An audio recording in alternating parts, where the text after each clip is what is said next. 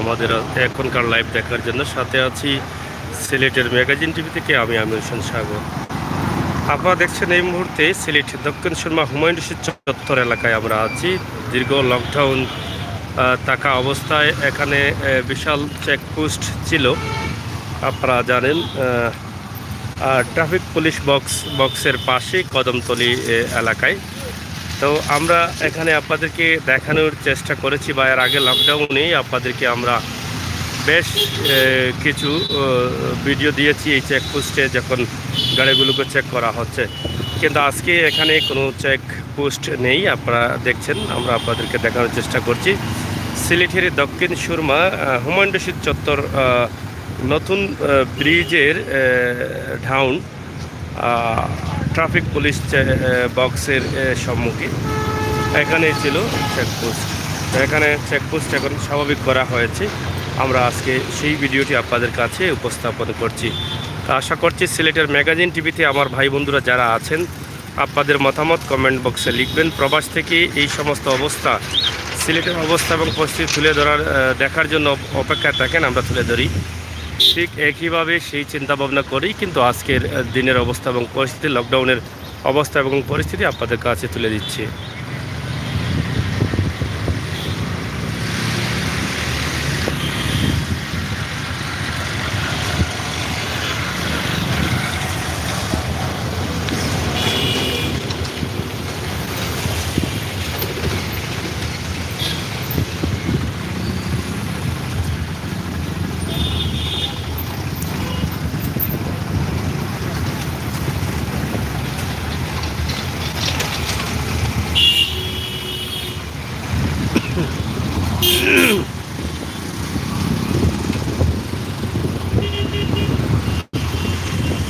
তো প্রিয় দর্শক, সিলেটের ম্যাগাজিন টিভি থেকে একদিকে আজকের সিলেটের খবরাখবর লকডাউন তুলে দিচ্ছে, অন্যদিকে প্রবাস থেকে আমার ভাই বোনেরা যারা আছেন তারা তাদের জন্মভূমি সিলেটের বিভিন্ন দৃশ্য উপভোগ করতে পারছেন, দেখছেন সিলেটের অবস্থা, সিলেটের অবনতি উন্নতি।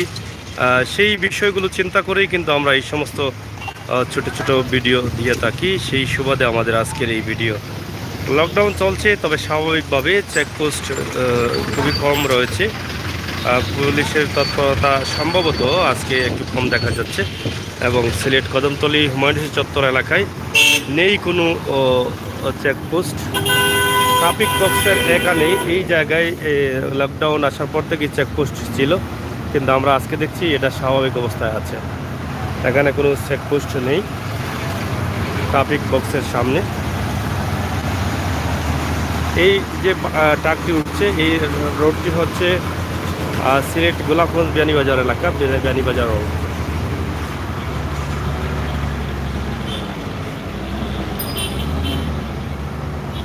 তো প্রিয় দর্শক, সময় উপযোগী ভিডিও আমরা দিয়ে যাচ্ছি আপনাদের জন্য সিলেটের ম্যাগাজিন টিভি থেকে। আপনারা যারা আছেন দেশে বিদেশে ভাই বোনেরা, সকলের কাছে একটি দাবি, আমাদের চ্যানেলটি এখনও যারা সাবস্ক্রাইব করেন নাই সাবস্ক্রাইব করবেন, বেল আইকনে টিপ দিয়ে রাখবেন। আপনার পরামর্শ এবং আপনার সহযোগিতা আমাদেরকে দিয়ে যাবেন, সেই প্রত্যাশা রাখছি। আপনাদের ভালোবাসা নিয়েই কিন্তু আমরা এগিয়ে যাচ্ছি, ইনশাআল্লাহ আগামীতেও এগিয়ে যাব। ধন্যবাদ আপনাদের সকলকে। পরবর্তী লাইভ বা পরবর্তী ভিডিওগুলো দেখার জন্য আমি আমির হোসেন সাগর আবারও আমন্ত্রণ জানিয়ে বিদায় নিচ্ছি। যেখানে থাকেন, যেভাবে থাকেন, ভালো থাকবেন, সুস্থ থাকবেন, নিরাপদে থাকবেন, সরকারের নির্দেশ মেনে চলবেন, নিজে বাঁচার জন্য মাস্ক পরবেন, স্বাস্থ্যবিধি মেনে চলবেন, এবং নিজে বাঁচুন, দেশকে বাঁচানোর জন্য আপনার সহযোগিতা অব্যাহত রাখবেন। ধন্যবাদ আপনাদের সকলকে।